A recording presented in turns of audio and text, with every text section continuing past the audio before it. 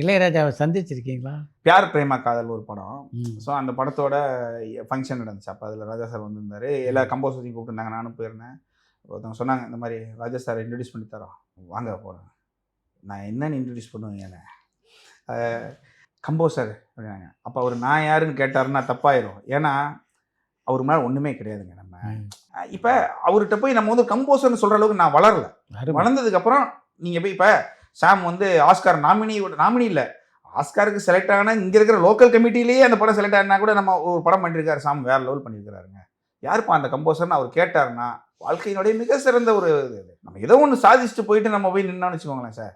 Sir இப்போ நீங்கள் commercial படங்கள் இருக்கு இல்லையா, இப்போ ஃபார் எக்ஸாம்பிள் விக்ரம் வேதாவாக இருக்கட்டும், புஷ்பாவாக இருக்கட்டும், இதெல்லாமே ஹிட்டு சார். சார் மாஸ் படங்கள் இந்த மாதிரி கேங்ஸ்டர் அதெல்லாம் ஈஸியாக பண்ணிடலாம் சார். சார் ஏன்னா இளையராஜா சார் இல்லாமல் நான் சொல்கிறது வேர்ல்டு வைடாக இருக்கிற அத்தனை கம்போசர்ஸ் இருக்காங்க சார். அவங்கள பார்த்தாலே நீங்கள் பண்ணிடலாம். எனக்கு எப்படிப்பட்ட படம் பண்ணணும்னா வீடு மாதிரி ஒரு படம் சார். இப்போ நீங்கள் வீடு மாதிரி ஒரு படமா எக்கச்சக்க படங்கள் இருக்குது சார். நீங்கள் ராஜா சாரோட படங்கள்லாம் எடுத்துக்கோங்க, மகேந்திரன் சாரோட படங்களா, சந்தியா ராகம், எக்கச்சக்க படம் சார்.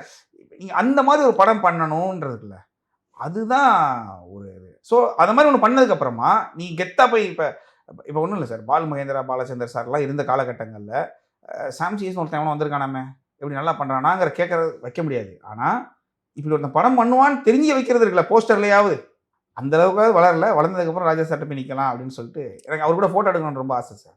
எடுக்கலை, இன்னும் எடுக்கணும் சார் ஒரு நாள். அதாவது ஏதாவது பண்ணிட்டு போய் எடுப்போம்.